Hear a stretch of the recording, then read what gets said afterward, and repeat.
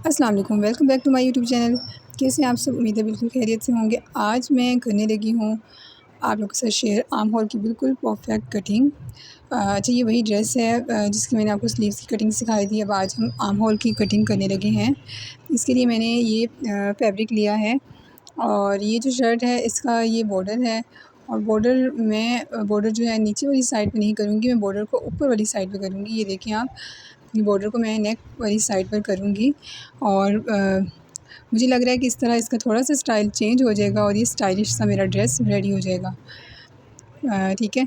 और कटिंग करने के लिए, मार्किंग करने के लिए मैंने इसको फैब्रिक को उल्टा कर लिया है।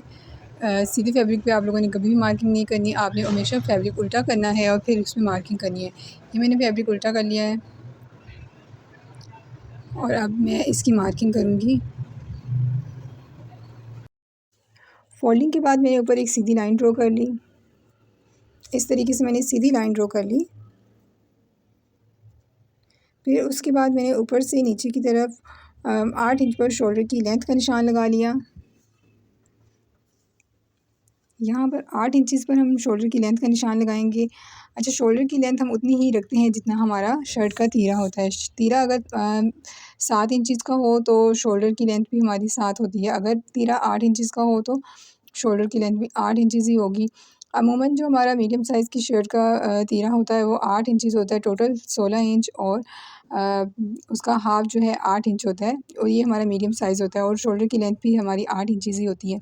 यहाँ पे शोल्डर की लेंथ का निशान लगाने के बाद मैंने एक स्ट्रेट लाइन ड्रॉ कर ली है ताकि चेस्ट का निशान भी सीधा-सीधा रहे और चेस्ट की मार्किंग करने में हमारे लिए आसानी रहे। अब मैंने नीचे फिटिंग पर मार्क लगा लिया। फिटिंग का मार्क हमने 14 इंच पर लगाया। अगर हमारा शोल्डर 8 इंच का है तो फिटिंग का मार्क हम 14 से 15 इंच ही रखेंगे, इससे ज़्यादा या कम नहीं रखेंगे। 14 से 15 इंच के दरमियान ही फिटिंग का निशान हमारा आएगा। अगर फिटिंग 14 से 15 इंच से ऊपर या नीचे हो जाए तो हमारी शर्ट की सारी की सारी लुक ही ख़राब हो जाती है। या शर्ट आगे की तरफ आ रही होती है या पीछे की तरफ आ रही होती है। तो आप लोगों ने ये ज़रूर ख़्याल रखना है कि जैसे शोल्डर की कटिंग का हमने और मेजरमेंट का ख़्याल रखना है, उसी तरह हमने फ़िटिंग का भी ख़्याल रखना है। क्योंकि अगर फ़िटिंग अच्छी ना हो तो शर्ट बिल्कुल भी अच्छी नहीं लगती। तो ये मार्क लगाने के बाद अब मैं लगाऊँगी तीरे का मार्क। शोल्डर की लेंथ जैसे कि मैंने आपको बताया हमने 8 इंचज़ रखी है, तो इसी तरह हम तीरे की लेंथ भी हम 8 इंच रखेंगे, जो कि टोटल 16 इंच होती है और उसका हाफ़ मैंने 8 इंचज़ रखा। यहाँ पे मैंने अब मैं कर रही हूँ गले की मार्किंग। वैसे तो मैंने आपके साथ सिर्फ शोल्डर की मार्किंग ही शेयर करनी थी, शोल्डर की कटिंग ही शेयर करनी थी, लेकिन मैं साथ ही साथ गले की भी मार्किंग कर लेती हूँ, तो मैंने सोचा चलो मैं आपके साथ भी शेयर कर देती हूँ। गले की जो गले का निशान है वो मैंने 3.5 इंच पर लगाया है और मैंने यहाँ पे फ्लैट कॉलर लगाना है। अमूमन अगर हम बैंड लगाते हैं तो हमारा जो गला होता है वो मीडियम साइज़ के लिए 2.5 इंच का या फिर 3 इंच का होता है, लेकिन मैंने यहाँ पे 3.5 इंच रखा है क्योंकि मैंने फ्लैट बैंड लगाना है। और अब मैंने शोल्डर डाउन का निशान लगा लिया है। शोल्डर डाउन का निशान हमने 1 इंच पर लगाना है और उसको हमने ऊपर की तरफ खींच लेना है। ये देखिए मैंने एक स्ट्रेट लाइन ऊपर की तरफ लगा ली है। और ये देखिए हमारा जो शोल्डर है उसकी लेंथ पूरे 8 इंच है, शोल्डर डाउन का निशान लगाने के बाद। अब हम यहाँ पे मार्किंग करेंगे फ्रंट शोल्डर की।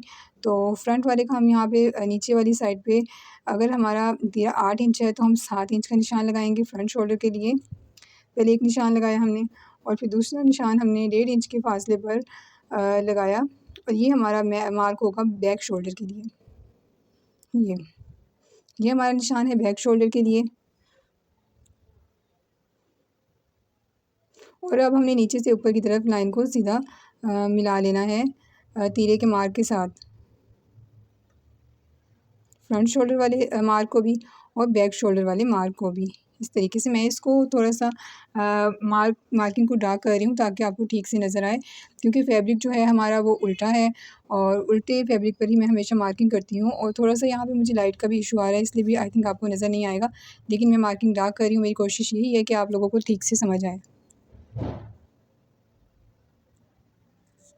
ये मैंने मार्किंग कर ली है।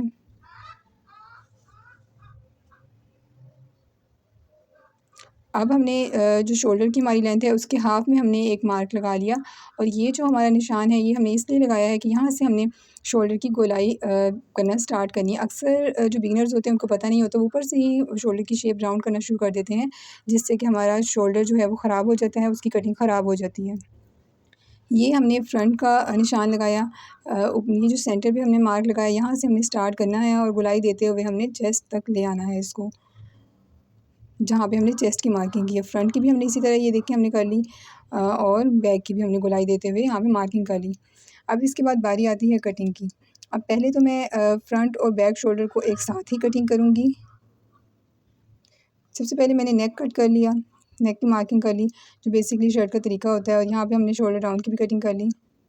पहले मैंने शोल्डर की कटिंग की, ये देखें, फ्रंट और बैक के शोल्डर की। बाद में मैंने उसकी करनी है कटिंग शोल्डर राउंड की। ये देखिए फ्रंट और बैक शोल्डर मैंने साथ ही कटिंग कर ली। अब मैं जो फ्रंट साइड है उसको बैक साइड को निकाल कर फ्रंट साइड की कटिंग करूँगी।